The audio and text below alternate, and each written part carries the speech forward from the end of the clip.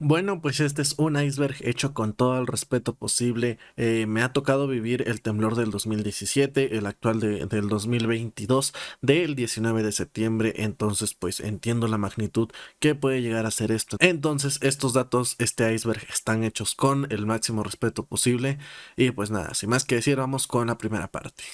Empresas apoyan a México. Empezando este iceberg con buenas noticias, no podemos negar las buenas acciones que hicieron algunas empresas en apoyo al temblor ocurrido en México en el 2017. Uno de los problemas principales alrededor de un temblor es la falta de comunicación, ya que por el movimiento de la tierra y la saturación del servicio, las líneas se ven interrumpidas durante muchas horas y sumado a esto, varias personas no tienen la posibilidad de ponerle saldo a su teléfono en esos momentos para poder comunicarse con sus seres queridos. Pensando en esto, diferentes telefonías de México liberaron su servicio para poder hacer llamadas y navegar en Internet completamente gratis por una semana, para que la gente pudiera comunicarse con sus seres queridos y grupos de ayuda durante una semana, facilitando así la comunicación entre las personas que, a pesar de que el temblor ya hubiera pasado, tenían que seguir comunicándose para saber si sus familiares aparecían o aún no. Otro problema grande es el traslado, ya que muchas de las líneas del metro fueron suspendidas para poder revisar el estado en el que se encontraban para evitar accidentes graves, por lo cual a mucha gente se le dificultaba llegar a su casa para asegurarse que sus familiares estuvieran bien, y empresas como Uber decidieron dar viajes completamente gratis para que las personas se pudieran trasladar a sus destinos sin ningún contratiempo. A todas estas acciones podemos sumar las decenas de restaurantes, empresas de comida y ciudadanos que se dieron cita en lugares cercanos a donde estaban grupos de rescate cerca de derrumbes para ofrecerles comida y que tuvieran energía para seguir buscando a las personas que estaban aún atrapadas en estos escombros. Las cadenas falsas. Uno de los problemas en todo desastre es la falta de comunicación o la información falsa que se pudiera manejar, causando el efecto del teléfono descompuesto. Y en 2017 esta no fue la excepción, ya que el estar tan comunicados puede jugar un papel en contra al tener tanta información y no saber cuál es 100% verdad. Y el desconocimiento de esto hizo que muchas personas compartieran información falsa, creando así cadenas que mucha gente compartía en grupos de WhatsApp. Una de las más virales fueron donde se rumoraba que el gobierno ya estaba cansado de seguir buscando a personas en los escombros, ya que los rescatistas de diferentes países le estaban costando mucho en hospedaje al gobierno, por lo cual empezarían a llevar maquinaria pesada a edificios y escuelas derrumbadas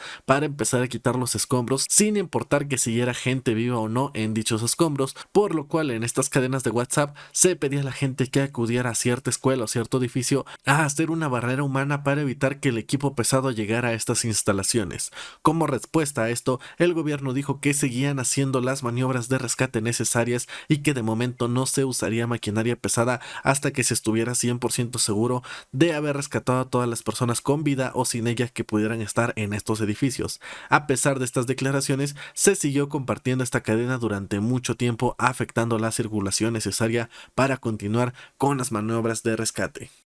Youtubers criticados. Una de las grandes diferencias que se vivió alrededor del temblor de 1985 y del temblor del 2017 fueron los medios de comunicación, ya que en 1985 la mayor difusión la daba Televisa y la radio, donde incluso, cortesía de la radio, podíamos escuchar a Jacobo Zabludovsky, quien gracias a su teléfono que tenía en el auto pudo dar cobertura durante varias horas en diferentes puntos estratégicos de la ciudad, y para 2017 vimos como varios youtubers intentaron dar cobertura de manera respetuosa a la forma en que habían vivido el temblor. Personas como Luisito Comunica, Luisito Rey, Hot Spanish y muchos más dieron cobertura al día del temblor, demostrando lo fuerte que había sido vivir esta experiencia. Sin embargo, muchas personas decidieron criticar a estos youtubers por tratar de monetizar con este contenido, y en palabras de estas personas, solo grabar en lugar de ayudar con las manos quitando escombros para buscar a estas personas en este momento que lo necesitaban. Sin embargo, eran más los comentarios que agradecían por dar esta información y documentar lo que a varios nos tocó vivir en ese 2017, y aclarando que si en su momento nos ayudó con los trabajos de rescate, fue porque de hecho se mencionaba que era mejor que la gente ya no fuera a hacer labores de rescate, pues los soldados y rescatistas ya estaban completamente capacitados para este tipo de situaciones, y afortunadamente las personas presentes eran más que suficientes y sobraban manos para apoyar en esta labor. ¿Tú qué opinas? ¿Crees que fue lo correcto que diferentes youtubers grabaran este suceso, o crees que fue alguna forma de aprovecharse de lo que estábamos viviendo en 2017 como en su momento se rumora lo hizo Televisa. Frida Sofía. Hablando de medios de comunicación y desinformación, a pesar de estar un poco más avanzados que 1985, no estuvimos excluidos de sufrir malos entendidos por desinformación y vivimos un momento épico de desinformación por parte de una de las televisoras más grandes como lo es Televisa, y esto alrededor del caso de Frida Sofía. Frida Sofía era supuestamente una niña la cual se encontraba entre los escombros de un colegio llamado el Colegio Repsamen. Entre tanta información, se nos mencionaba en diferentes televisoras que la Marina estaba enfocado en poder sacar de los escombros a una niña que respondía al nombre de Frida y se había comunicado con los rescatistas. Sumado a esto, las personas del equipo de rescate mencionaban ver con cámaras térmicas que existía un cuerpo atrapado aún con vida y que incluso cuando le pidieron que moviera las manos, se veía como esta figura se movía, dando a entender que esta persona atrapada estaba consciente y podía escucharlos. Se decía que esta persona se había salvado por esconderse debajo de una mesa de granito, la cual fue lo suficientemente resistente para mantenerla con vida, y que también escuchaba que había más niños alrededor de ella.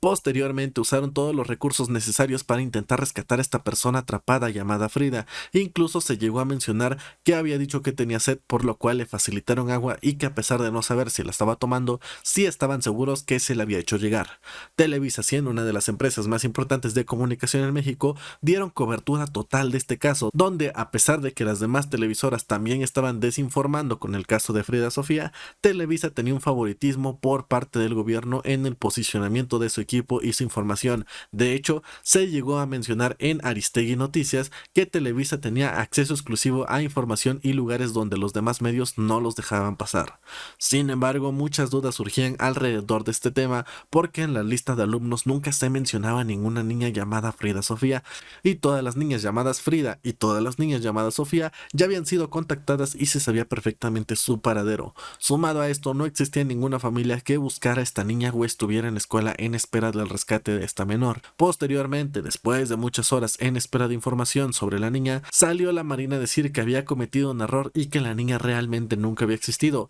dando a entender que todo este tiempo invertido en una niña que no existió fue tiempo y recursos perdidos que tal vez pudieron servir en algún otro derrumbe de la ciudad. Al día siguiente veíamos cómo Televisa exigía a la Marina que respondiera a todos los errores cometidos en este teléfono descompuesto, echándole la culpa de todo esto a la Marina, mientras los demás medios de comunicación atacaban a Televisa por ser el medio de comunicación principal en darle cobertura a esta información. Sin embargo, muchos rescatistas aseguran que esta niña sí existió y que ellos están 100% seguros de haberla oído, y que incluso los familiares de Frida Sofía sí estuvieron ahí las primeras horas antes de que todo esto se volviera viral. Mencionan que el gobierno o la misma televisora haya hecho un plan macabro para hacernos creer que esta niña nunca existió, pero que para los rescatistas es un hecho que hubo una menor llamada Frida que no pudieron rescatar. Como dato adicional, podemos mencionar que TV Azteca, la competencia directa de Televisa, transmitió un capítulo de Los Simpson donde supuestamente Bart se había caído en un pozo fingiendo que era un niño atrapado en un pozo, que todo esto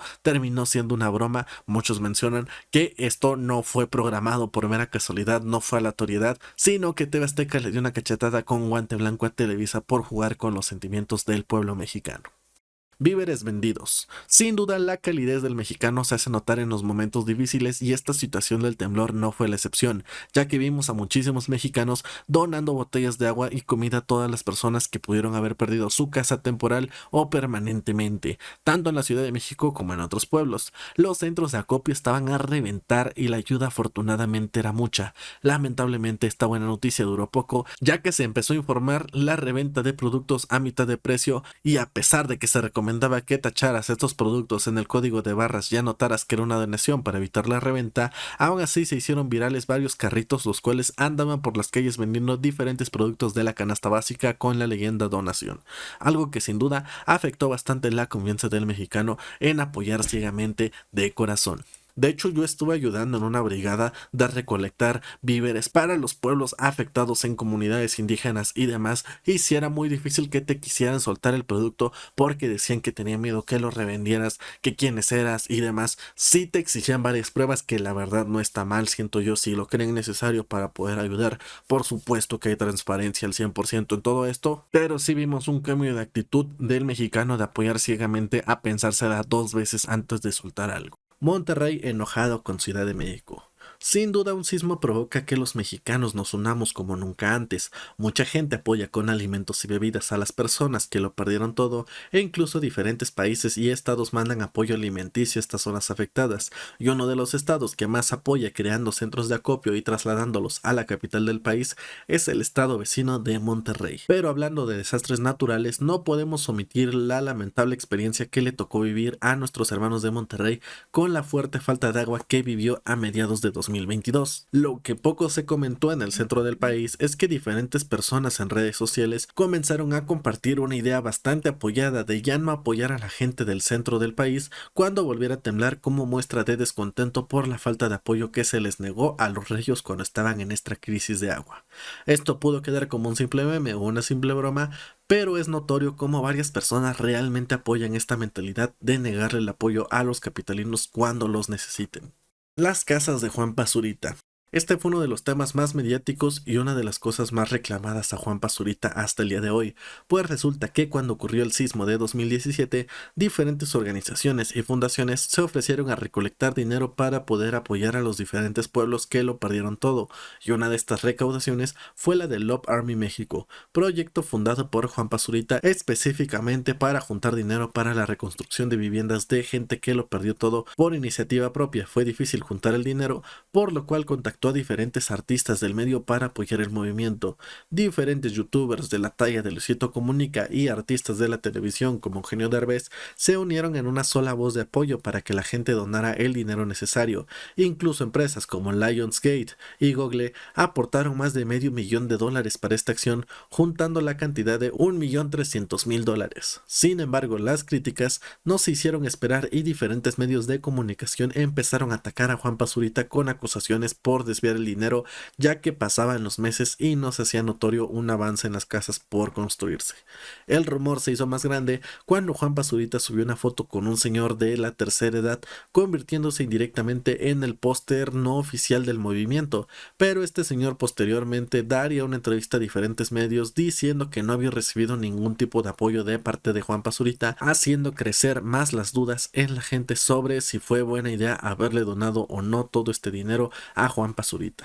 Posteriormente se aclararía que el señor no recibió apoyo por parte de Love Army México porque a pesar de estar contemplado al inicio para recibir el apoyo de su casa, se dieron cuenta que ya había recibido apoyo gubernamental, por lo cual decidieron darle ese apoyo a otra persona que no había recibido ningún tipo de apoyo de ningún otro lugar. Como respuesta a todas estas acusaciones, Juan Pazurita invitó a diferentes youtubers y famosos a ir al pueblo donde recién estaban empezando a realizar algunos trabajos de construcción y así limpiar la imagen de su movimiento, pero muchos criticaron a los youtubers que fueron por ir en un claro intento de defender a su amigo Juanpa. Al final de todo esto pudimos ver en septiembre de 2022 un documental donde Juanpa mostraba todos los obstáculos que se le presentaron en el camino en busca de lograr estas metas, en el cual se demostraba que la mayoría de los malentendidos fue por errores de no saber hacer las cosas al ser su primer proyecto. De hecho, ni siquiera se tenía contrato con la empresa constructora, la cual se acabó el dinero casi a mitad del proyecto, demostrando así que más que un desvío de fondos, lo que pasó fue una mala administración del dinero de las donaciones, pero al final lograron entregar casi todas las cosas con excepción de unas pocas, pero el dinero no utilizado se invirtió en espacios públicos para el pueblo donde se construyeron las casas. El colapso de Televisa. Televisa es una de las máximas empresas de comunicación en México y en los 80s era por excelencia la televisora más grande del país, teniendo incluso lazos con el gobierno de la República para poder informar a la nación de las cosas más importantes en el país, y como era de esperarse, diferentes personas intentaron sintonizar el canal de Televisa, llevándose la sorpresa de que Televisa no estaba al aire. Mediante una transmisión radiofónica de Jacobo Zabludowski fue que nos enteramos que Televisa Chapultepec, que era donde se transmitía hacia todo el país, estaba completamente derrumbado. Las antenas que servían de transmisión cedieron ante la fuerza del sismo y terminaron por caer encima de los edificios de Televisa, quitándole la vida a varias personas y dejando enterradas a otras más. Inmediatamente se empezaron a hacer maniobras para poder seguir informando a la nación, trasladando todo el equipo posible a la otra sede de Televisa en San Ángel, donde el mismísimo dueño de Televisa, Emilio Azcárraga, bajó para poder coordinar toda esta maniobra y así poder hacer que Televisa reanudara sus actividades de transmisión lo más pronto posible. Monchito. El caso Monchito es uno de los más recordados hasta el día de hoy porque se demostró lo poderosa que puede ser la manipulación de los medios de comunicación hacia el pueblo. Entre tanto caos, la gente buscaba información y todos los medios de comunicación se peleaban por ser el principal medio de información de los mexicanos, y en este afán se empezó a relatar la historia de Monchito, un niño que supuestamente se encontraba entre los restos de un edificio caído, basado en que diferentes personas que se encontraban en ese lugar aseguraban que habían visto un niño antes del derrumbe. Inmediatamente varias personas comenzaron a hacer trabajos de maniobra para intentar buscar a este niño, e incluso muchos aseguraban haberlo escuchado decir que tenía hambre y frío, que se llegaron a comunicar con él por medio de golpes y con esto confirmarían que se trataba de un menor, aumentando la cantidad de rescatistas nacionales e internacionales que buscaban a este pequeño niño que aseguraban aún presentaba signos vitales. Fue tan grande esta situación que hasta el mismísimo presidente de la República, Miguel de la Madrid, hacía acto de presencia motivando a los brigadistas y pidiendo que estos labores de rescate no terminaran hasta encontrar al niño, y todas estas escenas eran difundidas a nivel nacional por Televisa y demás periódicos que estaban al tanto del rescate de Monchito. El público de estos medios se sentía conmovido al punto de llevarle velas y ofrendas a Monchito, deseando que lo pudieran encontrar con bien, demostrando el corazón noble del mexicano, pero entre más tiempo avanzaba menos esperanza se tenía de que Monchito estuviera vivo e incluso se comenzaba a dudar de su existencia. Posteriormente se suspendieron las obras para intentar rescatarlo, pero aún así los vecinos continuaron varios días por su cuenta intentando buscar a Monchito para por lo menos enterrar su cuerpo, pero todas estas acciones se detuvieron cuando se ordenó el derrumbe de este edificio y se comprobó que no existía ningún cuerpo y que Monchito nunca existió. Hasta el día de hoy se desconoce el motivo por el cual se hizo todo esto. Muchos aseguran que Monchito fue un invento de civiles para intentar obtener una caja fuerte hallada en el fondo de este edificio, otros aseguran que fue un plan del gobierno para desviar la atención del gran caos que era la Ciudad de México en ese entonces, y otros aseguran que fue simplemente un error de comunicación entre los rescatistas en esta zona. Lo que no cabe duda es que los medios de comunicación salieron ganadores de todo este hecho, recibiendo cobertura para saber cómo se encontraba Monchito, jugando con los sentimientos de miles de espectadores que anhelaban una buena noticia en un tiempo tan devastador como lo fue el fatídico 19 de septiembre de 1985. Atraemos los temblores.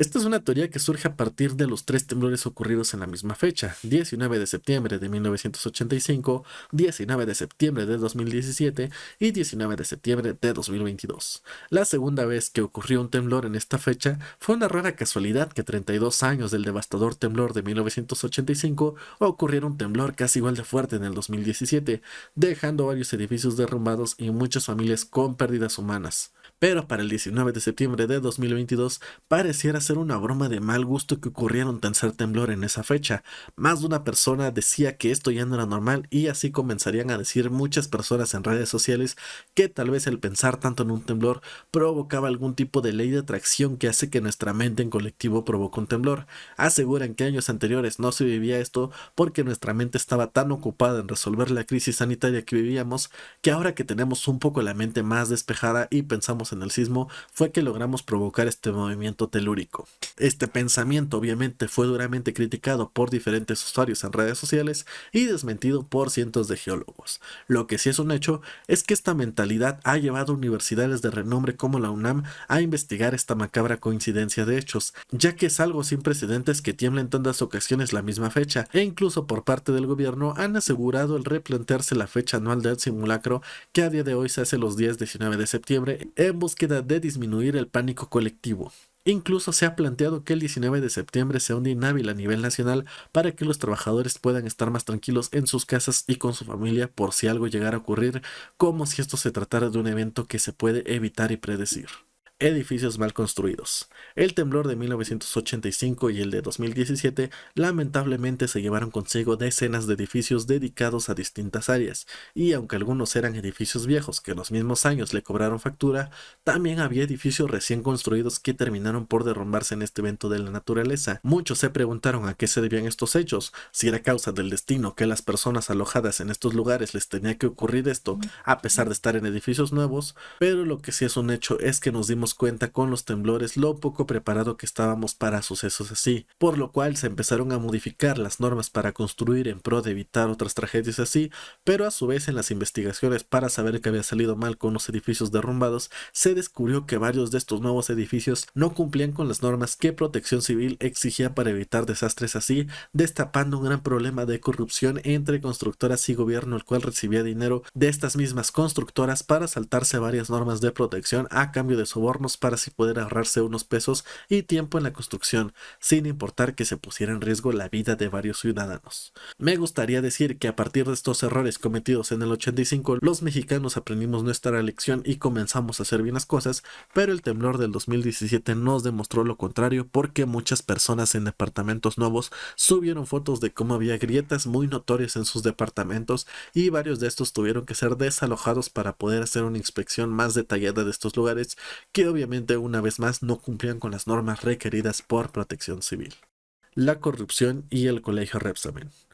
El colegio Repsamen es sin duda una de las zonas en las que se vivió más tristeza el pasado 19 de septiembre de 2017, ya que como su nombre lo indica, a este lugar asistían cientos de niños, los cuales, a pesar de seguir protocolos para poder ponerse a salvo del temblor, el tiempo no fue suficiente para que pudieran escapar, dejando a varios menores encerrados entre los escombros, de los cuales lamentablemente no todos pudieron salir de este lugar. Después de haber rescatado a casi todos los niños que se encontraban ahí, comenzaron a hacer peritajes para poder averiguar cuál había sido la causa de este colapso, y las autoridades aseguraron que este percance se pudo haber dado probablemente a un error humano por parte de la dueña de este colegio, en complicidad con el silencio de las autoridades de Protección Civil, porque la dueña vivía en el piso más alto de este colegio y comenzó a hacer remodelaciones tiempo atrás, añadiendo una terraza con un techo de metal, acabados en mármol e incluso un jacuzzi, el cual añadía bastante peso a la estructura de este colegio, lo cual pudo ser pieza clave en el derrumbe de este edificio del colegio. A pesar de los claros errores estructurales con estas remodelaciones, autoridades aseguraron poco tiempo antes del temblor que todo el colegio se encontraba en buen estado y bien cimentado. Se cree que esto fue por algún tipo de soborno de la escuela a estas autoridades. Posteriormente, el gobierno de la Ciudad de México tomó acciones legales levantando una demanda contra la autoridad que resultara responsable de aprobar la revisión de este edificio, y también comenzaron a investigar a la dueña de este colegio, quien levantó un amparo para evitar ser arrestada y otro para que la información sobre esta investigación no fuera del dominio público, evitando que padres y el público en general se enteraran sobre las investigaciones en su contra en el colegio Repsamen. Después de esto, la directora fue encontrada culpable y acusada de falsificar documentos oficiales para la remodelación de su departamento en el colegio Repsamen y de quitarle la vida de manera culposa, es decir, sin intención, a todas las personas que lamentablemente quedaron enterradas debajo de su departamento. Y al enterar de eso, la directora comenzó a esconderse de las autoridades, siendo uno de los pocos avistamientos públicos cuando le dio una entrevista a la televisora Imagen Televisión, asegurando que no se sentía culpable porque muchos padres le agradecieron por hacer todo lo posible por hacer felices a sus niños cuando estaban con vida. 2 años después, a mediados de 2019, después de ofrecer 5 millones de pesos por la información para dar con la dueña del colegio, varios de sus familiares decidieron darle la espalda y soltar información para dar con el paradero de esta persona, quien finalmente fue detenida en un restaurante de la Ciudad de México, donde no puso resistencia y se entregó. A pesar de que los delitos cometidos no ameriten necesariamente prisión preventiva y se pudieran arreglar con acuerdos entre las partes afectadas, a ella se le negó por haber estado huyendo de la ley por 2 años y seguir teniendo los recursos económicos para poder seguir haciéndolo. Estudiantes del 68. Este es un rumor más que es un hecho, pero habiendo puntos anteriores no se dudaría que fuera verdad, pues corre el rumor que entre tanto caos el gobierno aprovechó esta situación para hacer una de las maniobras más atroces que pudo haber hecho si esto fuese verdad.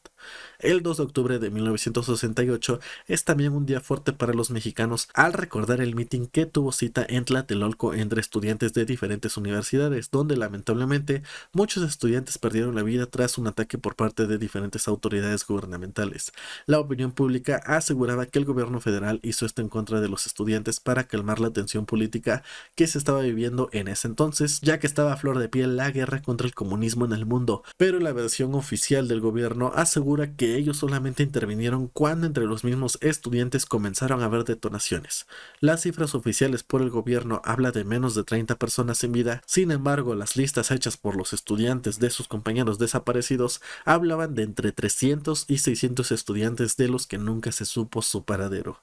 Muchos familiares aseguraban que tuvieron que ir por el cuerpo de sus hijos, pero se les fue obligado a firmar documentos del deceso como si hubieran tenido alguna enfermedad terminal que les quitó la vida y no como realmente había pasado por haber asistido a este mitin. Y uno de los hechos más turbios es que supuestamente varias personas que no supieron del paradero de sus hijos desde el 2 de octubre de 1968 dieron con el cuerpo de sus hijos hasta el 19 de septiembre de 1985 entre los muchos cuerpos que dejó la tragedia, comenzando así la teoría de que estos estudiantes fueron capturados y al tener la atención de los medios de comunicación mundiales por las Olimpiadas y la noticia mundial de Tlatelolco, no supieron qué hacer con los estudiantes teniéndolos como prisioneros para así posteriormente aprovechar todo el caos de 1985 para poder deshacerse de estas personas sin que nadie sospechara nada. Gente abandona la ciudad.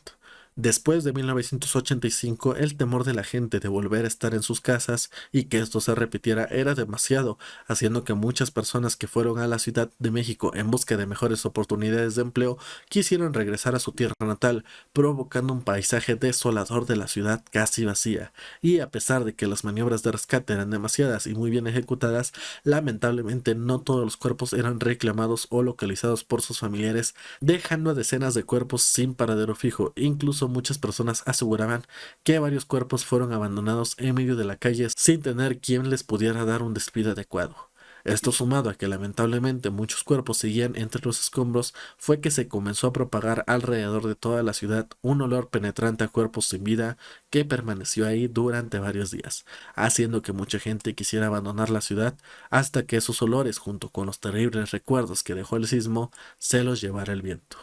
Y pues nada, con esto damos fin a este iceberg bastante denso. La verdad, la investigación se me ponía la piel chinita, no exagero. Es feo ver lo difícil que puede ser vivir estas situaciones. No me tocó el del 85, me tocó el de 2017, afortunadamente. No pasó a mayores, pero es feo ver todo lo que le tocó vivir a la gente en el 85, igual a la gente del 17. Hay que estar prevenidos, hay que saber qué hacer en estos casos. Es feo saber que todo esto se pudo prevenir, es feo saber que varias de esas cosas fueron por errores humanos que se pudieron prevenir, pero hay que tratar de cuidarnos a uno mismo y a los nuestros. Sin más que decir, yo me despido, no sin antes agradecer tu like, tu suscripción. Estamos a punto de llegar a los 1500 suscriptores y ojalá pronto lleguemos a los 10,000 y nada más.